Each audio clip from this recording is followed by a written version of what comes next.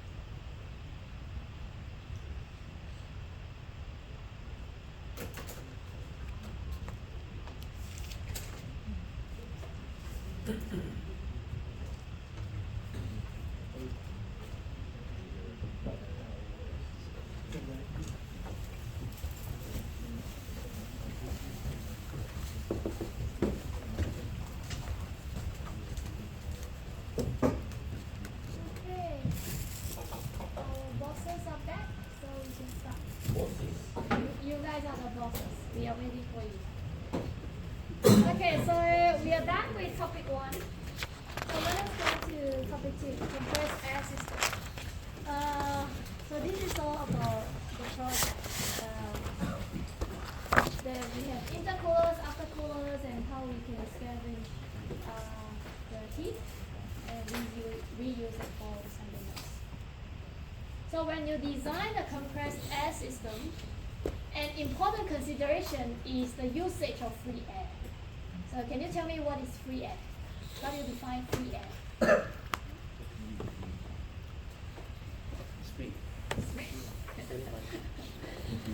So free air is not compressed air, okay? And when we talk about free air, we have to have some standardized parameters. So free air, it's measured at ambient temperature and they are atmospheric pressure. And then again, you have different types of pressure. I'm sure you're aware of that. So the first one is atmospheric pressure, and then we have absolute pressure. Basically, absolute pressure is zero reference against a perfect vacuum, and it's actually just the gauge pressure plus the atmospheric pressure. So gauge pressure is everything that you measure inside, for example, a cylinder. That is the gauge pressure, or inside a container. So if you take basically absolute pressure is a total pressure. So like this is an example. If there was 1 atmospheric pressure inside a container, so same pressure inside as the outside, then the gauge pressure is 0. Yep. And then that's just some conversion. 1 atmospheric pressure is 101.225 kilopascal, and so on and so forth. Sometimes the question may give you, assume the atmospheric pressure as 100 kilopascal. So if it doesn't say that, then it's assumed that you will use 101.325. So there are different types of compressors. So which one did you use for your project?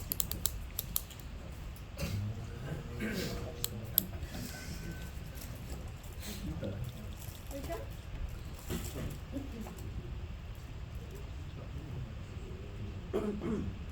It's a single stage positive displacement reciprocating compressor, yeah? You don't use dynamic, yeah? Yeah. So yes, we have dynamics, those that have propellers and things like that, they probably have higher compression ratio. And then the one that you use is positive displacement reciprocating compressor. Okay, can I play the video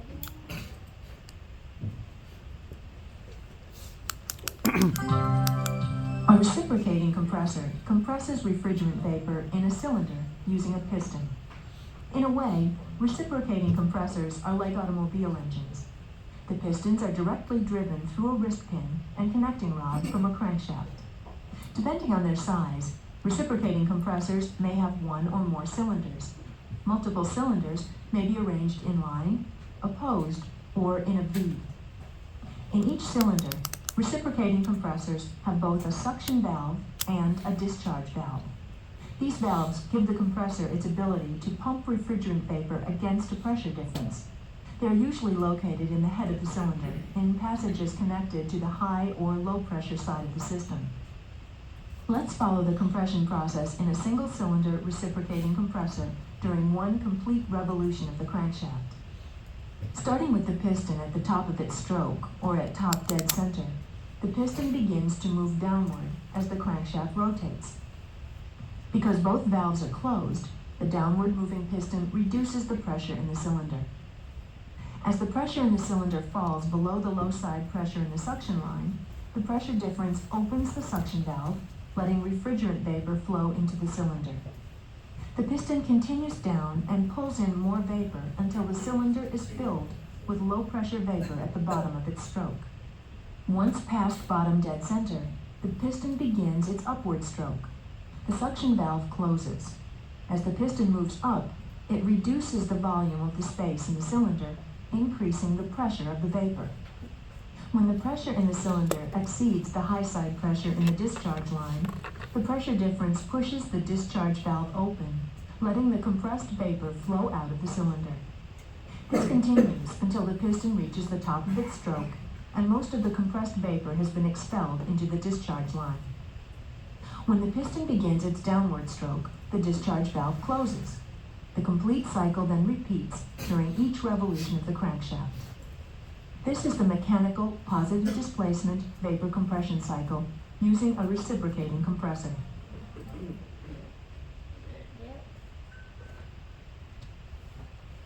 So some components in a single acting reciprocating compressor. So we have the first thing is atmospheric pressure goes in, but what goes out, they are absolute pressure. Because inside that we have gauge pressure plus the atmospheric, so what goes out is in absolute pressure. And this is the compressed air, and there will be piping connecting the cylinder to the receiver. So this is where you send your compressed air to the receiver. So receiver is like the storage. So over here, when we have pressure comes in, so say you have 100 cubic meter of volume of pressure that comes in, but what leaves the cylinder is actually 90% of it. So 10% of the air will be trapped behind. So this is what we call clearance air. This is to, we need to have some air that's trapped behind so that this piston doesn't hit the top of the cylinder consistently. If you don't have anything left behind, if you have 100% discharge, then the piston will be consistently hitting the top of the cylinder. That will damage the cylinder and also damage the well. So the air is there, the clearance air is there for a reason. So this is a clearance volume. We don't want too much of it, but we want some of it. If you have too much of a clearance volume, that means that your what we call volumetric efficiency will be very low. Yeah. So basically, how you calculate the volumetric efficiency is that I'm sure you calculated that in the project. In an idealized case, the piston displacement volume should be equal to the air, the volume of the air that leaves the cylinder. But in reality, that doesn't happen because we need the clearance air. So if you take piston displacement volume minus the clearance volume divided by the piston displacement volume, you get a volumetric efficiency.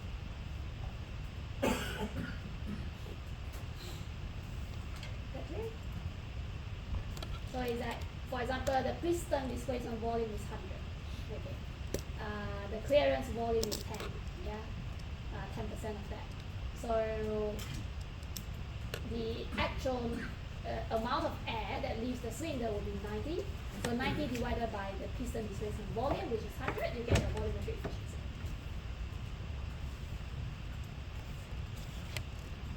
So in your project, I think is 790 Pascal or something like that for the receiver pressure. So this goes to the receiver.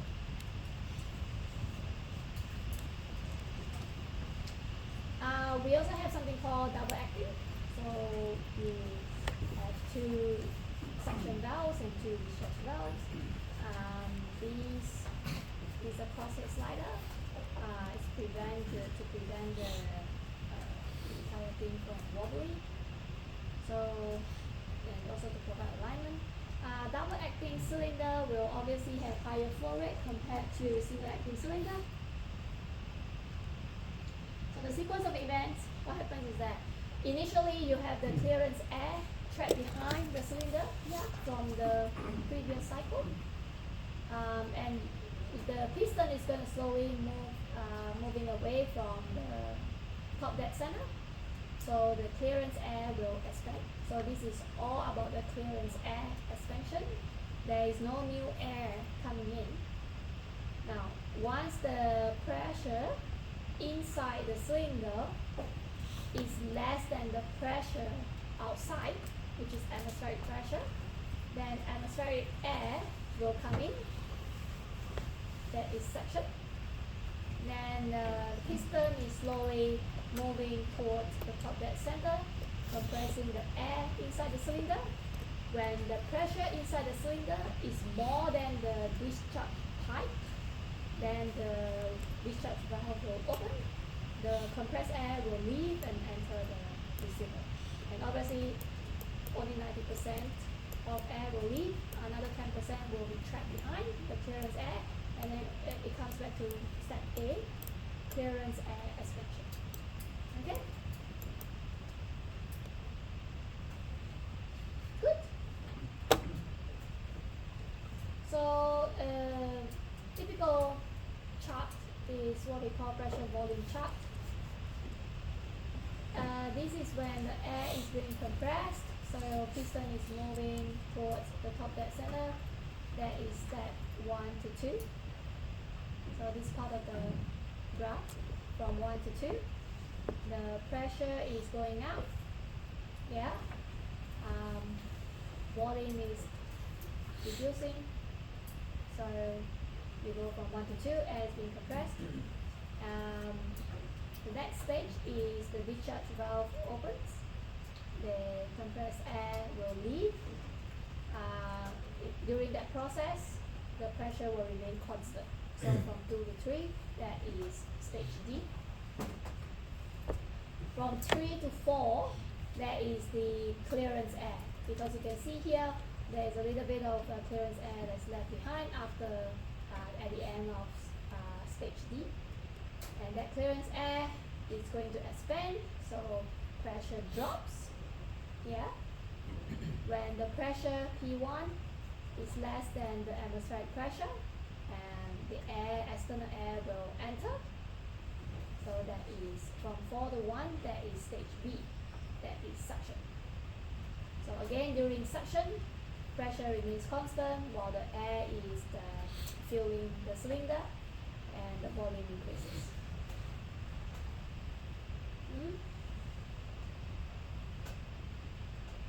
No question? Okay. Easy. Next. Now, what happens if you need to compress the air to a very high pressure, high discharge pressure? If you do a single stage compression, it is not good to compress it to a very high pressure because that will reduce the volumetric efficiency. It means that you have more air trapped behind. here it's air. So it's not very efficient, yeah? And it also consumes more power. So what you can do is, the solution is to have two-stage compression. So you first compress it to certain pressure, send the compressed air to the second stage compressor to compress it to a higher level before sending to the receiver. This sort of operation is more expensive, obviously, but you can achieve very high level of compressed air without all working as in the piston. So normally two-stage compression is used in the industry. Yeah. Okay, so this is a two-stage single acting compressor. So initially you compress the air. Now when you compress the air becomes hot, yeah? Temperature goes up. You can scavenge the heat, yeah? So heat scavenging through intercooler. So something like the shell and tube heat exchangers. You can use water to scavenge all the heat because you don't need hot air. You just need compressed air, yeah? So you can scavenge all the heat and then recompress the compressed air and send it to the receiver. Now I'll tell you a little bit more on why we need to cool the air in just a minute.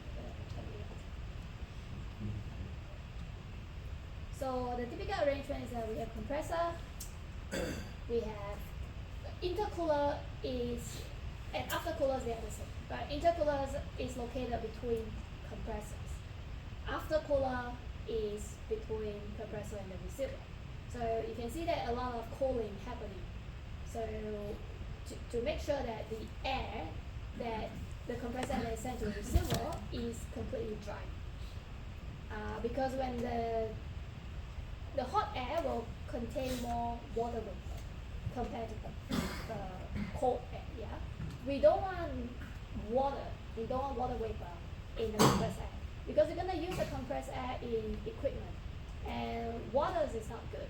It will damage, it will cause corrosion and all the other issues, and we don't want water in the receiver and also to other equipment. So we want the air to be completely dry, and that's why we need to cool down the air. And you can see that coolers have drains, so the the water vapor will be collected at the bottom of the coolers or intercoolers, and it will be connected to the drain. So this is a typical shell and tube heat exchangers. Can also be classified by their design. Heat exchangers can also be classified by their design and construction. There are 4 basic designs.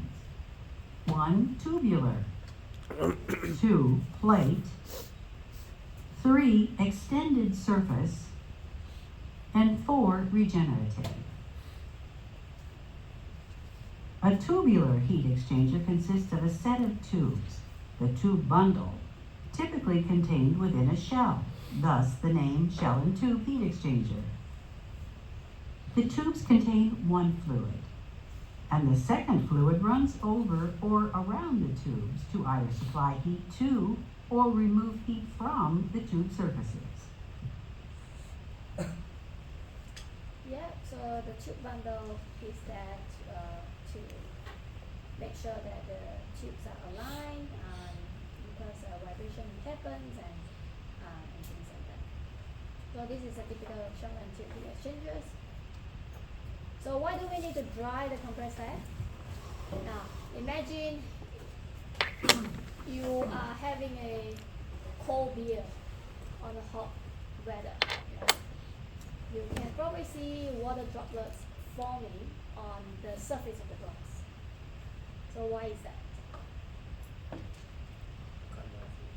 Condensation, yeah. Because you are cooling the air surrounding the glass. So when you cool the air will discharge water. So hot air contains a lot of water vapor. We want to dry the air, so we need to cool it. Yeah. So here is just same stories that I mentioned. So upper coolers control the amount of water vapor by condensing the water vapor into liquid form.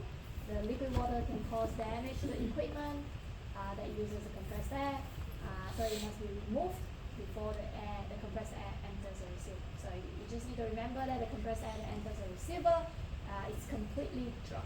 Okay.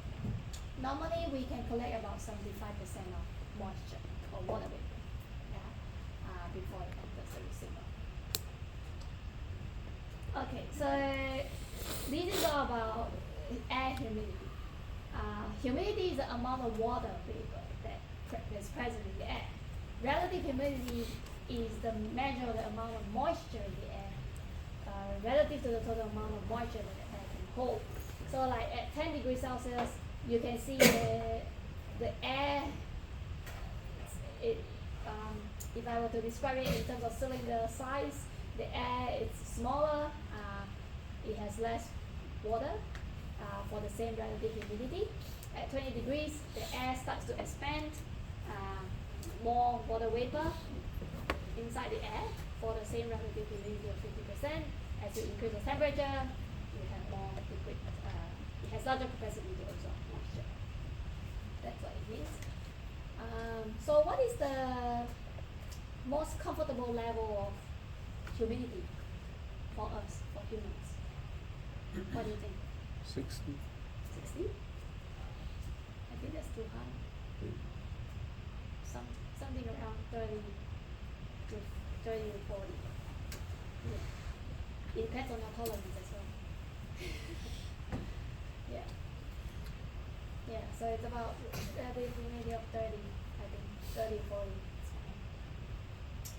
Okay, so let us do this simple example. So this is a table that you can get from textbook, any textbook, thermodynamics textbook, yes. When does condensation occur in the lecture room if the relative humidity is 50%? Okay. So currently we have 20 degrees Celsius here in this room. So when do you think that condensation will appear on the window? So say for example we want the relative humidity to be 50%. If it's 20 degrees, you can come to here, this table. It will tell you that the saturation pressure is 2.33. Yeah. So the actual pressure divided by the saturation pressure, it will give you the relative humidity. What is saturation pressure? Saturation pressure means that at what pressure the air cannot hold any more liquid water to a sudden discharge. So we find out that the actual pressure is 1.16 if the relative humidity is 50%. Okay? So at 1.16, you have to interpolate. So here 0.8 is 5 degrees Celsius, 1.2 is 10. So at 1.16, there is a pressure that the air cannot hold any more water. That is around 9 degrees Celsius. That is a saturation temperature. So what this means is that if we start to drop the temperature in this room, 20 degrees to 9 degrees Celsius, you can see condensation. Because we have 11 degrees superheat now in this room. Interesting, yeah? So if you bring the room temperature down, water vapor will condense out of the air and then will be uniform.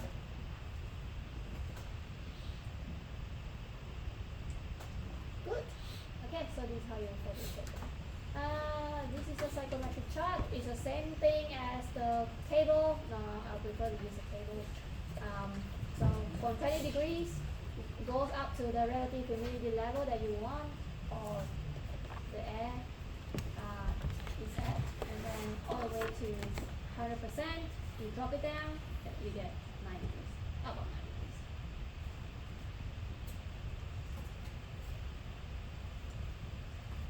And all the charts, tables will be given to you in the exam. So, yeah.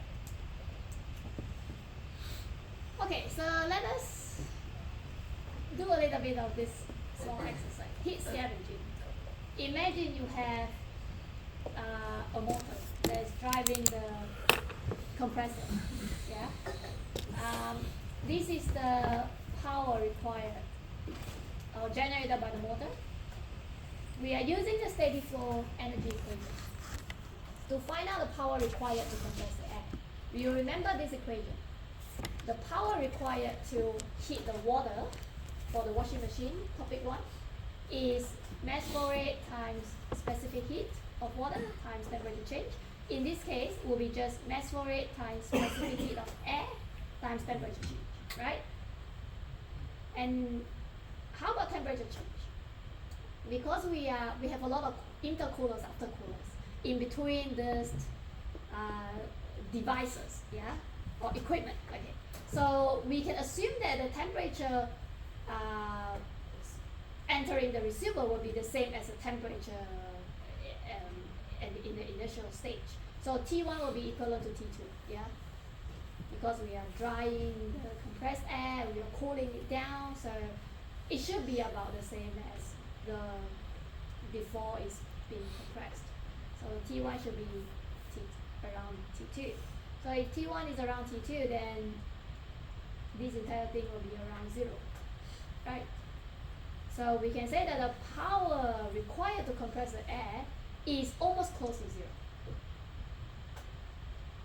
right? Because we are using this steady flow energy equation. Temperature change is minimal, then the power to compress the air will be minimal, right?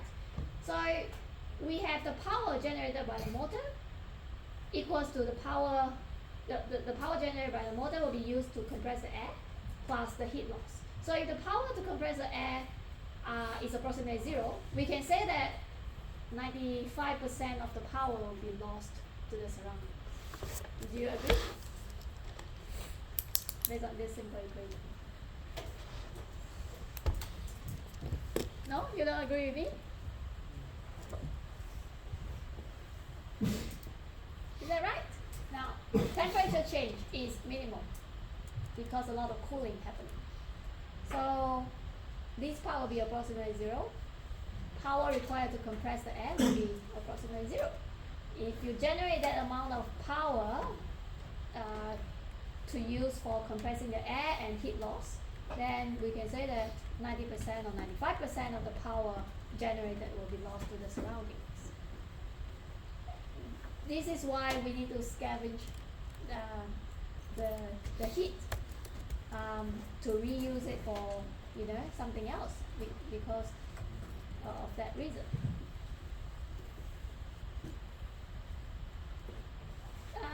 Yeah, that's it for topic 2. And I'm actually, for the practice questions, I'm combining topic 2 and topic 3 together because, yeah, topic 2 itself is a very small topic. So can I move to topic 3 before we go to practice questions? If you don't have any questions, I mean, now would be a good time to ask. You seem kind of lost.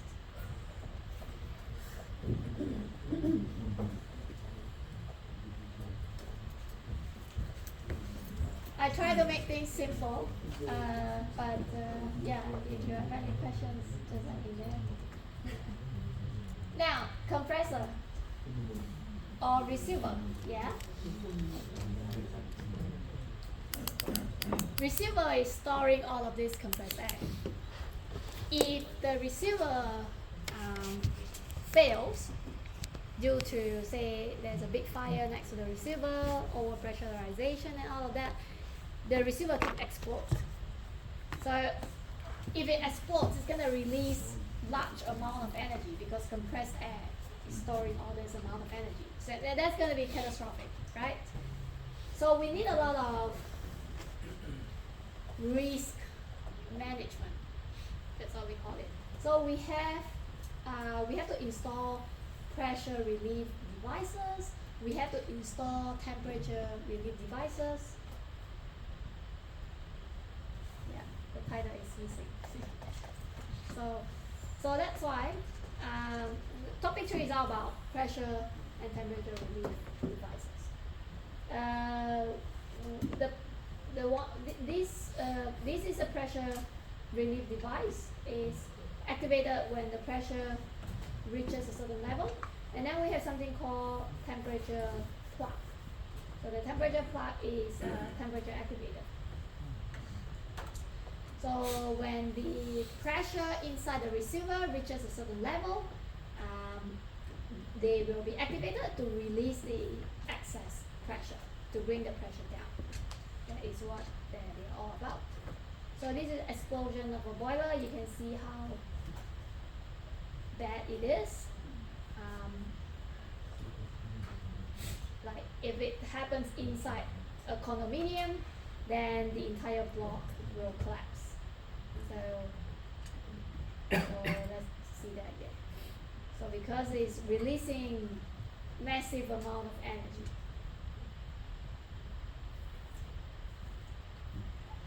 Like a small atomic bomb. Nuclear bomb. Yeah, so we have to be very careful dealing with this. And pressure relief devices.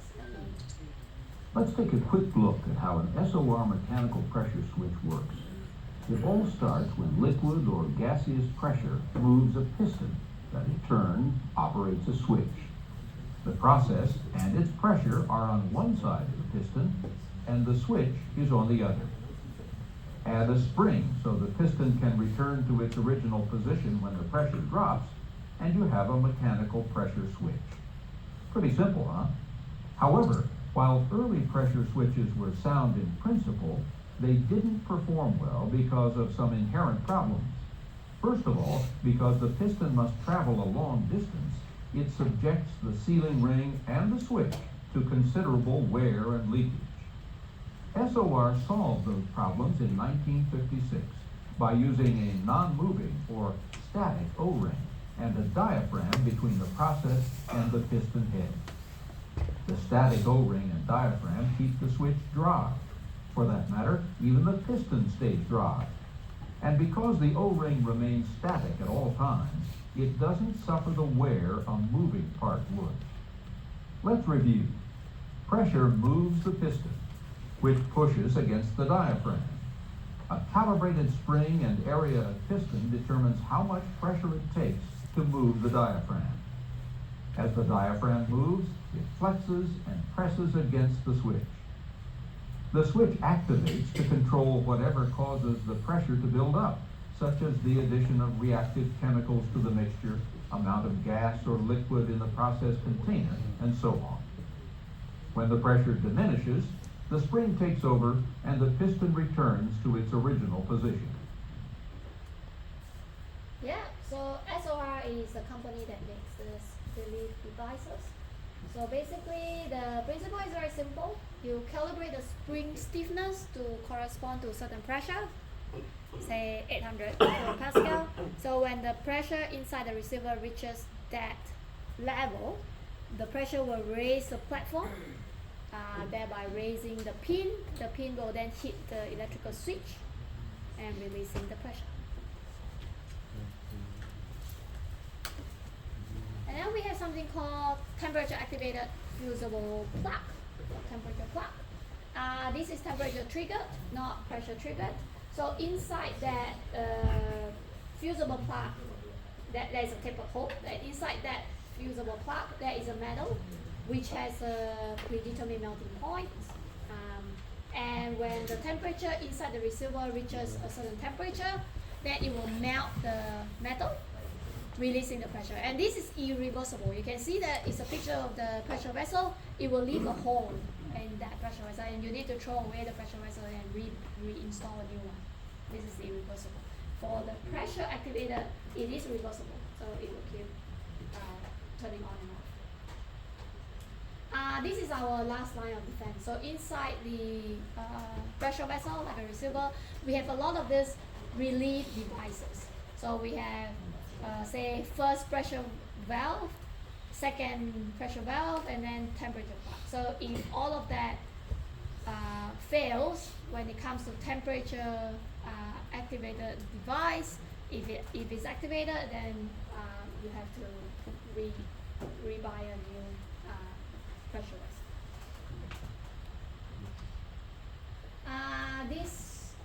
topic. This is AS1210, section 8. Is all about the protective devices. So you can take a look. Yeah. So what is happening is that you see this zigzag pattern, yeah? In your assignment, it is 690 to 790. Or what was it, 620 to 790? 620 to 790, yeah? So in that range, the receiver can operate safely. 620 to 790. If you remember. Yeah, 620. Okay. Thanks for confirming. So if the receiver pressure goes below, goes above 790, it will send a signal. The control system will send a signal to the compressor to turn off. Then the pressure will start to drop. If it drops below 620, the control system will send a signal to the compressor to turn it on. This is the initial first line of defense. That's what we call it. So in between 620 and 790, so you see this pattern. The compressor will turn on and then turn off, turn on and turn off. So it's keeping the pressure inside the receiver to 620 to 790, that range. Now what happens if the control system fails, you know? So if the first line of defense fails, then the compressor will never turn off. You just keep sending compressor to the receiver. And the receiver pressure will go beyond 790, yeah? So the standard says the pressure inside the receiver is allowed to go to 10% of the operating pressure. 10% operating pressure will be 10% of 790, right? Now, in that range, you will need to have the first pressure relief valve, the first pressure relief device. The first pressure relief device needs to open and release the excess pressure at 5 to 10% of the operating pressure. So you can choose 6%, 7%, 8%, 9%, 10%. It's up to you when you want the first pressure valve to open and release the excess pressure. So if you choose 10% to open at 10%, that will be to open at the P. The P is a design pressure. Design pressure is always 10% of the operating pressure. So this is the second line of defense. Yeah? So this is our first pressure relief valve. Now, what happens if the first pressure relief valve is not releasing enough pressure? Maybe there's a blockage, I don't know, or maybe there's a mild fire next to the receiver. The pressure continues to rise, yeah? If the pressure continues to rise, we don't want the pressure to go beyond 10% of design pressure, yeah? So what happens is here. If the first safety valve is not releasing enough pressure, or if there's a mild fire next to the receiver pressure continues to rise above the design pressure, which is 10% of the operating pressure, we want the second pressure device to open at or before 10% of design pressure. So before 1.1 P. P is a 10% of operating pressure, okay? So we want the second valve to open. So this is our third line of defense. Now, these two safety valves should pass enough fluid or pressure to bring the pressure down, yeah, to prevent the pressure from going above 21% of design pressure. But sometimes things happen, you know. So if one of the pressure relief devices is not working as it should, or if there's a big fire next to the receiver, and if the pressure continues to rise, then at 21% of design pressure, your temperature relief device will open and release all the excess pressure, and this process is irreversible. So that is our fourth line of defense. So you can see, you know, there are a lot of devices installed apart from the control system in the compressor. So to make sure that the pressure in the receiver doesn't go or doesn't get too high. Yeah, that is that. That is topic 3, basically. I try to bring the important things out of that learning package. I know the learning package is very thick. So these are the important bits. So yes, any question? Now we can try the practice question. I switch back to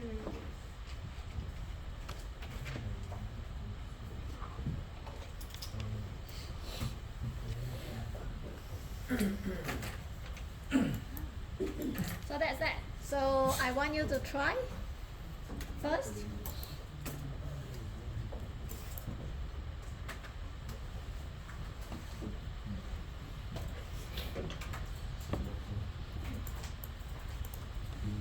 It's not too difficult, right? Oh.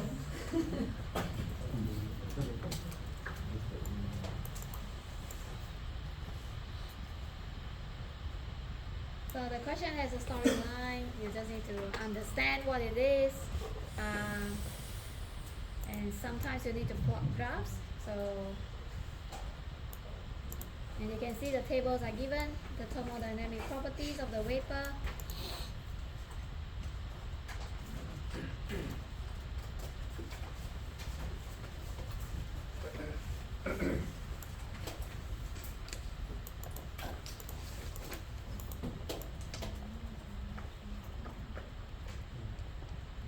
So we have a small solar power station.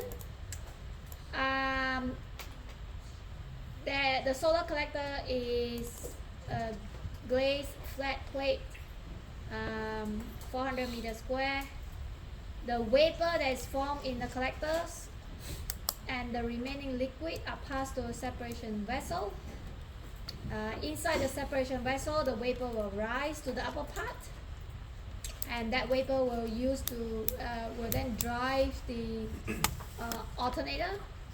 The liquid remaining in the vessel and the liquid returning from the turbine's condenser fed back to the collectors. When there is no demand for electricity, then there is this mechanism that will activate and reposition the collector so that they face away from the sun. Because if there's no demand for electricity, you don't need to keep absorbing the sun energy and generate electricity. Yeah, so there's a mechanism, a safety mechanism that will move or turn the collector away so that it doesn't face the sun, it doesn't collect the sun energy.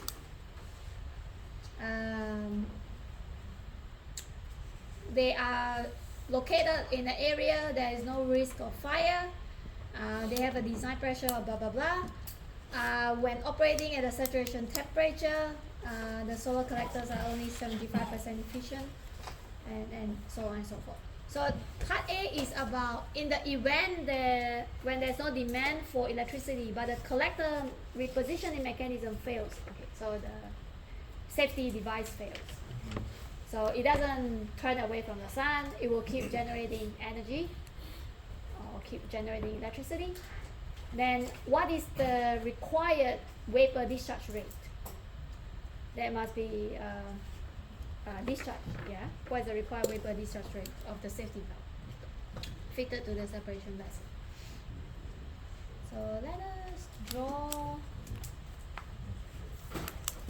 the story. So that is the sun. We have a collector. This solar collector is 400 meters square.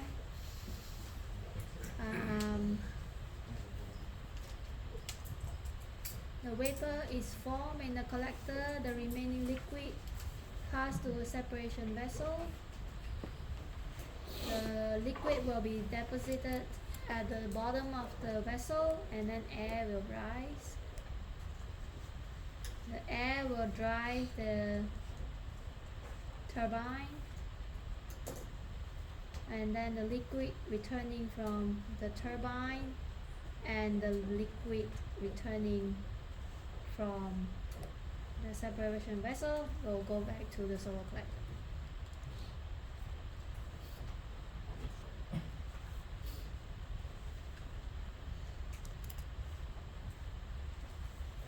So what is the power generated by the solar collector? We have 400 meters square times 1.2 kilowatt per meter square times 0.75, because it's only 75% efficient. So the total power generated will be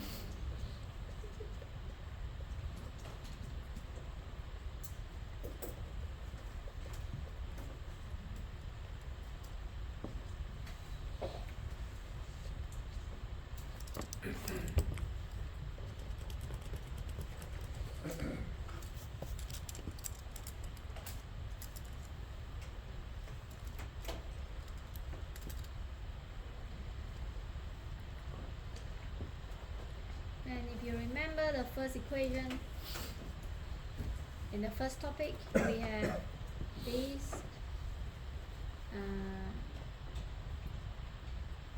CP temperature change, right? That is actually entropy. It's the same thing. So we need to find out the entropy of vaporization.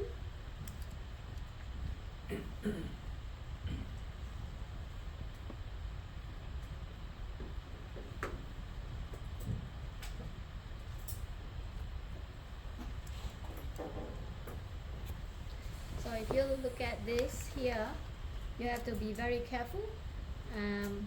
This is thermodynamic properties of the vapor provided below. They are in absolute pressure. Now the values are based on 10% overpressure condition. Okay, so it tells you that the overpressure condition is 10%. So what we need to do is work out the overpressure condition. So this is the vessel and the collector have a design pressure of 1300 kilopascal gauge. Yeah. So 1300 kilopascal gauge, we need 10% overpressure condition, so we multiply by 1.1, and then we have to add the atmospheric pressure because the table is in absolute pressure. So what is our atmospheric pressure? Okay, it's given here. Atmospheric is 100, so you just need to use 100. If it's not given, you use 100.325. Right.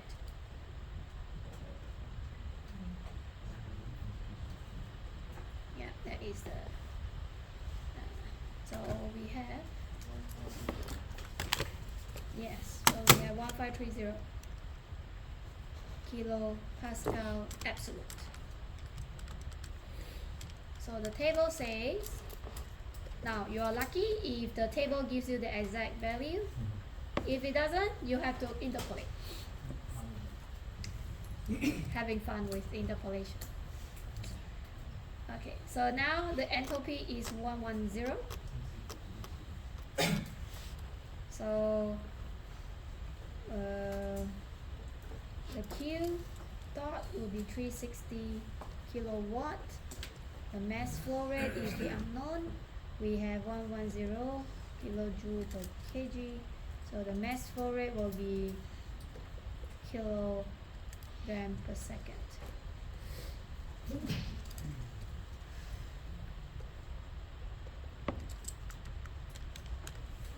That is part A.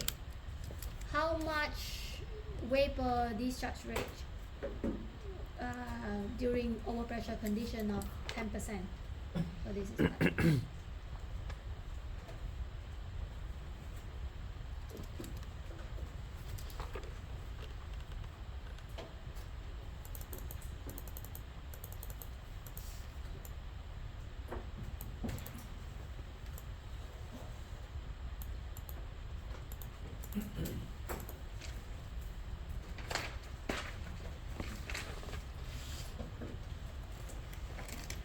Now, part B is asking to select a safety valve, yeah, 1541 safety valve from the catalog data. Which one? Is everything okay? Yes. Okay. So you are asked to select a safety device from the catalog data that is provided on the next page. And just show it here. This is the one. Now, the catalog data is given in terms of free air. Free air here. So how do you convert the vapor, the mass flow rate of the vapor, to free air? Free air is uncompressed air. How do you convert? So the equivalent free air, you need to use this.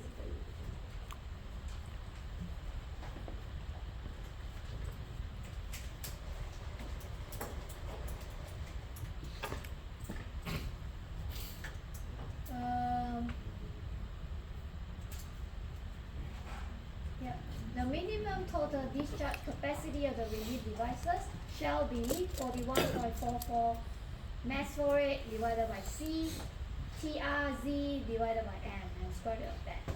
So to understand the notation, this is page 296.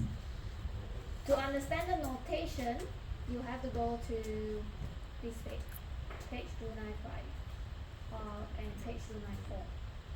So we have C is the constant for gas. The equation is given here.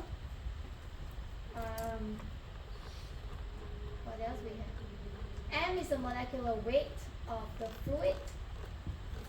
Z is the compressibility ratio, or the gas or vapor at relieving condition. Relieving condition is the condition when the safety device opens. Yeah, and relieving all the excess unwanted pressure. So TR is the relieving temperature, it's in Kelvin. Okay. Now Q is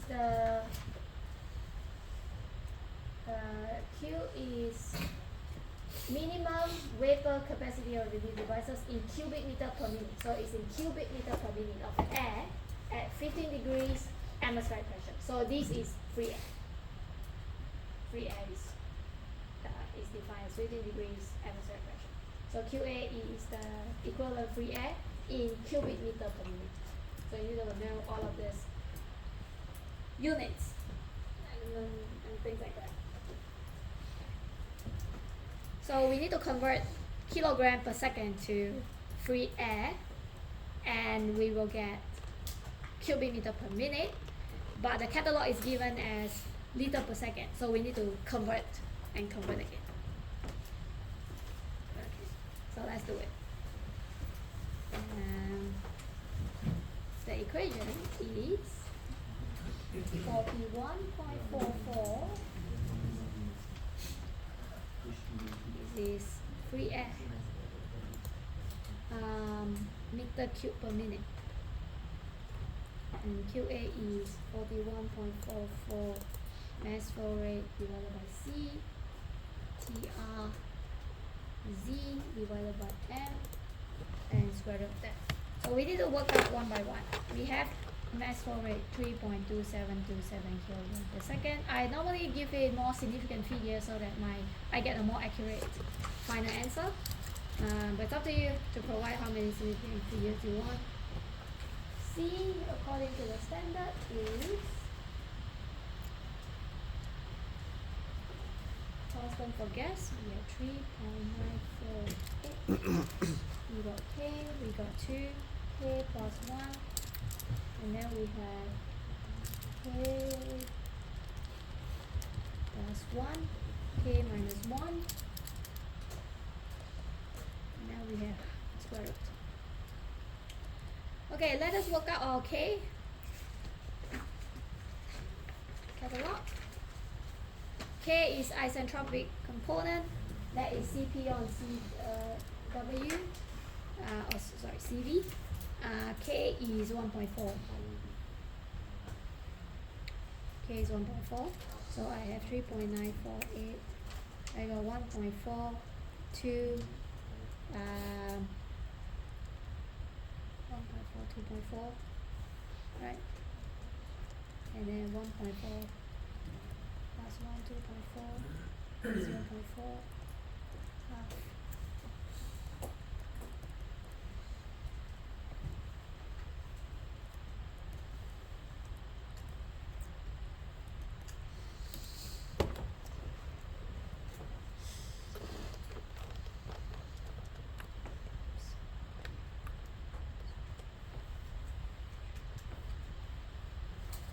So C is 2.7033.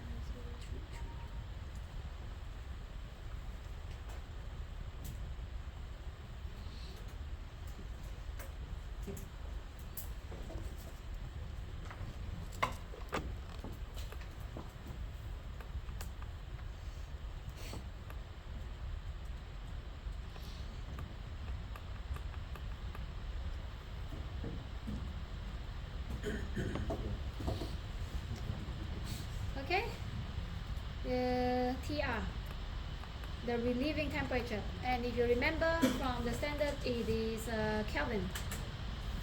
The relieving temperature for will be that 78 degrees Celsius. So 78 plus 273 Kelvin, that will be 35.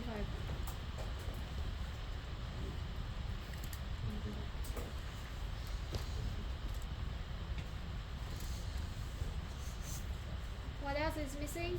We have the Z. So Z, if you remember, Z is the one you got from the compressibility graph.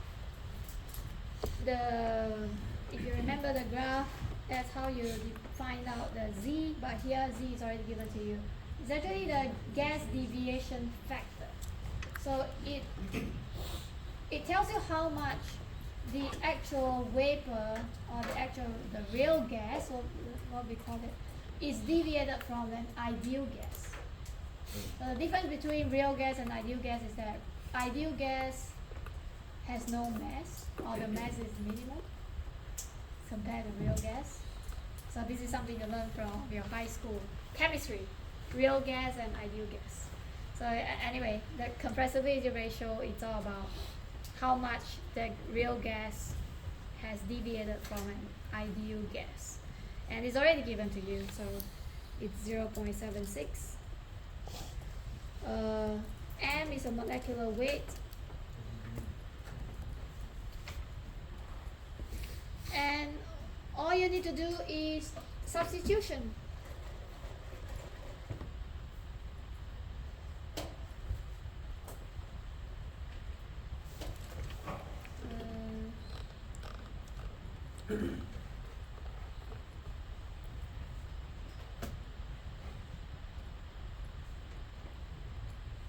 Where do you get the molecular weight? Oh, Oh, okay, okay. Oh, no. yeah. So how much?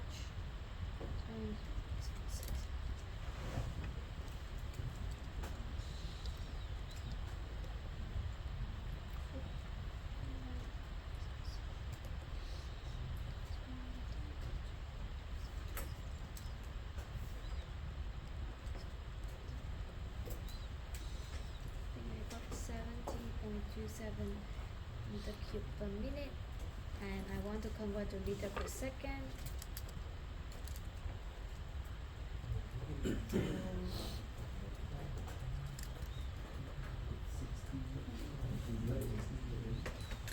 To get 70.27 meter cube per minute.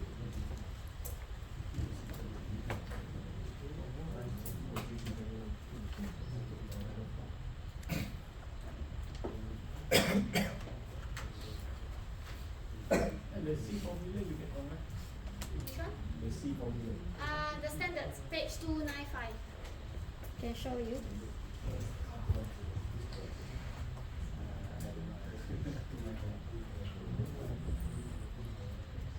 Page 294, standards, AS1210. C is a constant for gas. The K is actually the specific heat for constant pressure divided by specific heat for specific volume for for gas. Specific for constant pressure for gas, and then specific for constant volume for gas.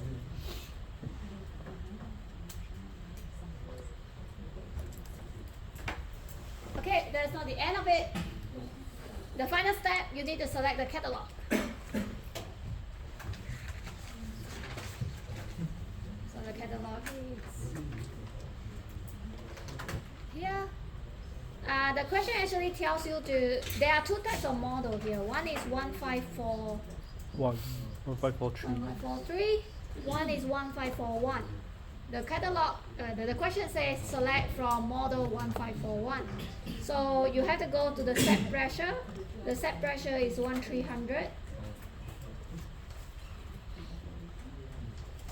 And you can see that you have to select, you want to pass 1171 liter per second of vapor, yeah? So you need to select slightly higher. So you need to select 1324, and that would be model 1541. The inlet size is 50, a larger inlet size. So 50, 1541, 50 inlet size will pass 1324, which is good because you only need 1171. If you select the inlet size of 40, it can only pass 848. So not enough, right? Okay. Lost? Sorry? You don't need to interpolate because this is a catalog. So this is the model. That is the inlet size. This inlet size can pass this amount of gas. You only need to pass this gas, 1171. So you just need to select a higher inlet size. Besides, you cannot interpolate. If you interpolate, you get, for example, 45.9985. You cannot find the inlets that size because the inlet, this is standardized inlets that you purchase from the shelf, yeah, off the shelf. So the catalog comes with 20 inlet size, 25, 32, 40, or 50 or 65. So you just need to pick one inlet size that is suitable for your scenario. And yeah, so it's picking out which product that can pass 117 liters per second. 1300 kilopascal is the design temperature, right? We need to times 1.1 for the set. No, it's already based on 10% overpressure condition. So all this value is based on 10% of the set pressure. That's what the catalog is. Okay. So everything, the values that you select is already automatically calculated. Yeah.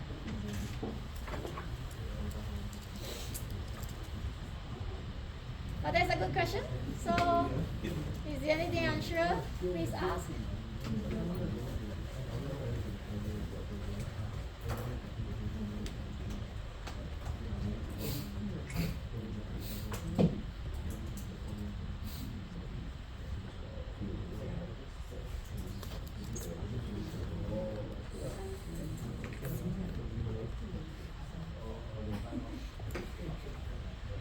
Sorry, we get QA formula again. QA?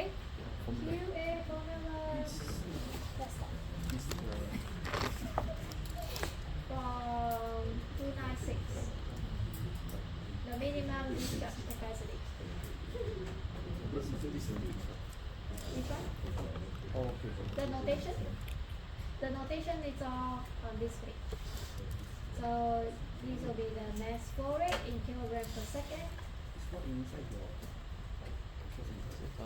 Australian standard. Australian standard 1210. Yeah. understand.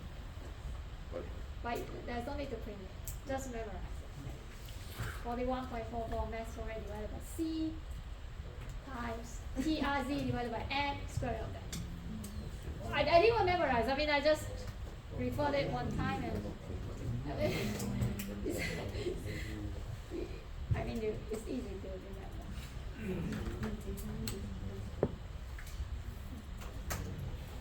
And then the rest is something that you've done before. Like, I'm sure you're familiar with all of this.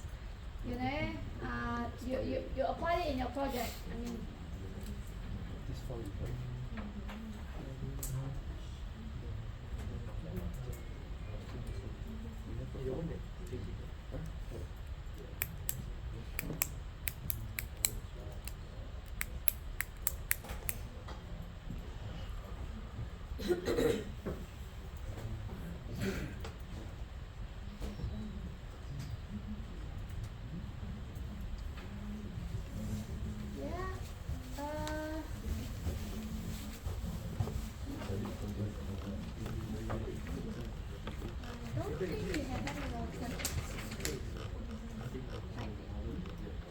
okay, I think we will stop here because we only have piping. We'll do topic 4, 5, and 6 tomorrow, and then we'll cover 7, 8 on Saturday.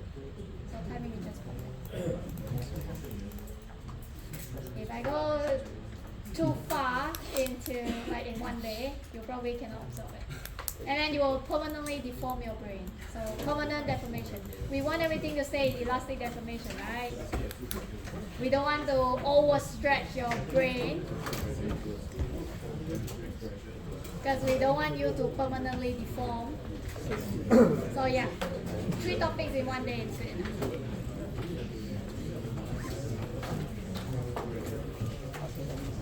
And who wants my scribbles?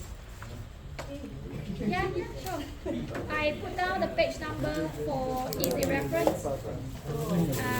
This is topics. This is page 6. That is page 7.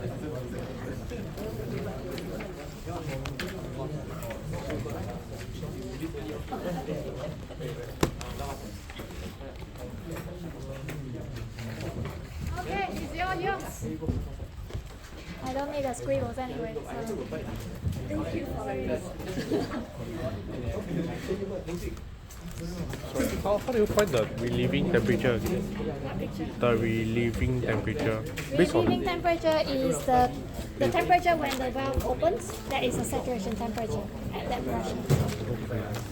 So when the relief device opens, what is the temperature inside that will be based on this pressure, then this Exactly. pressure based on okay. Yes. I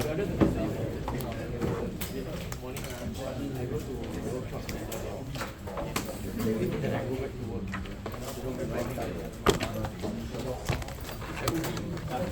work.